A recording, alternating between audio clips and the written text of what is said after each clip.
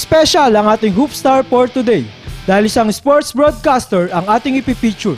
Pero may bonus pang PBA player. Si Miss Ria Arevalo ng Hoop Talk, isang programa sa DCSR Sports Radio tungkol sa basketball. Nagpaso ang Sri Lanka sa pagsisimula ng kanilang kampanya sa FIBA Asia Men's Basketball. Pumunta ang Barangay Hoopsters sa show niya, mismong sa radio booth. Guest pala ni Ma'am Ria ng araw na iyon, si PBA veteran Olsen Racela. How does it feel na kabilang ka dun sa record 18th title na nakuha ng San Miguel? So, medyo marami-rami na rin. Pero yun nga, masaya kami at napabilang kami. Itong buong team actually, napakasaya dahil napabilang kami sa 18. Paano ninyo pinaghandaan yung game ninyo against Ginebra? Na alam naman natin lahat na may 6-man. Mahirap kalaban kasi ang Ginebra eh. Yun nga, katulad ng tanong mo na kung paano yung pinaghandaan. Of course, factor yung crowd talaga. At sinasabi ni Coach Shot na kailangan kahit paano you take away yung crowd factor.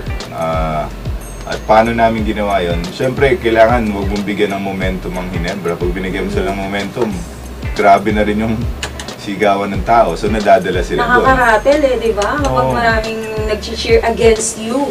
All Filipino kayo against Alaska, pero nagawa ninyong manalo kahit na may reinforcement yung kabilang team.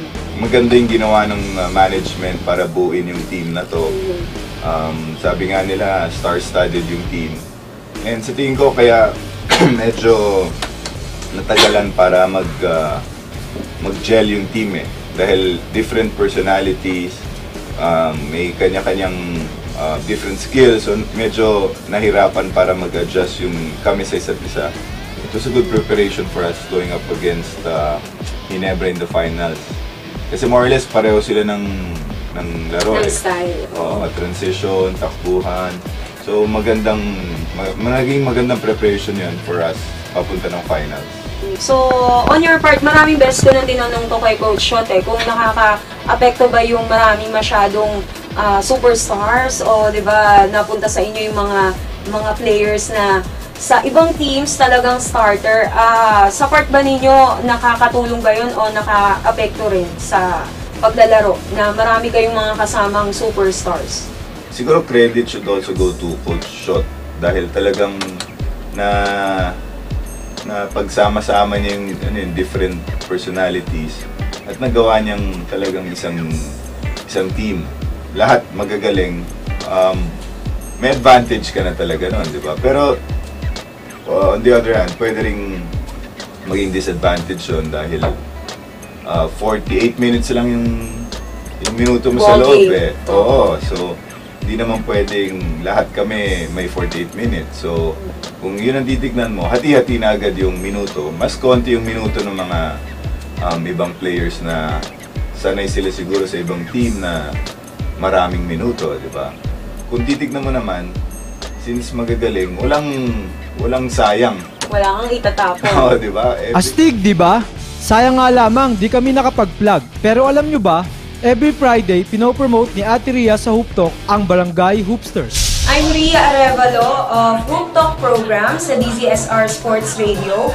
Please watch Barangay Hoopsters every Sunday, 5 to 6 p.m. at UNTV. Para po sa lahat ng mga nanonood ng UNTV at ng Barangay Hoopsters, inaanyayahan po namin kayong makinig sa DZSR Sports Radio sa programang Hoop Talk every Tuesday to Friday, 10 to 11 a.m. Maraming salamat po. Kilalanin pa nga natin kung sino ang isang Miss Ria Arevalo. Ang pangalan ko, Ria Arevalo. One of the staff ng DZSR Sports Radio. Under kami ng Philippine Broadcasting Service. One of the radio stations owned by the government. Ano ba yung Hoop Talk? Actually, yung Hoop Talk, basketball program siya sa sports radio. We all know naman na basketball talaga isa sa mga paboritong sport ng mga Pilipino. So, we cater to basketball enthusiasts, mga basketball fans. We give basketball news, updates, interviews. Nag-feature din kami ng mga favorite players ninyo, hindi lang sa PBA, but sa collegiate leagues. Yung Barangay Hoopsters, okay na okay yan kasi at least binibigyan nyo ng pagkakataon yung mga simpleng tao, simpleng mga mamamayan na once in a while maramdaman nila na star din sila, lalo na pag pinifeature nyo sa show ninyo. And then, nakakatulong din yan sa pag-discover ng mga new talent sa basketball, lalo-lalo na ang area na talagang tinututukan nyo dun sa mga communities, iba't ibang mga barangay. So, minsan kasi hindi sila nabibigyan ng pagkakataon, pero pag nabigyan ng exposure, nandiyan na ilalabas nila yung galing nila at ito yung pwedeng mag-pave the way para nga ma-discover sila ng mas higher leagues katulad ng PBL, PBA.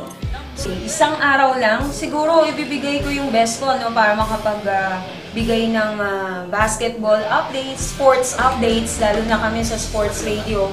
And magiging mas accommodating pa ako. Kung accommodating na ako dati, mas accommodating pa ako sa mga fans, sa mga sports fans, sa mga mahilig sa sports. Kasi dito sa amin, maraming tumatawag, maraming nagtatanong, lalo-lalo na yung sa mga trades, PBA, trade deals, sa mga schedule ng games. Minsan kasi makukulitan ka Pero sa amin okay lang yun dahil alam naman namin na mandate namin dito sa sports radio na maghatid ng kahit anong update news info about sports. So sa abot na namin makakaya, gagawin namin yun para sa mga sports fans. Malaki ang nagagawa ni Ate Rhea sa pagpo-promote ng basketball.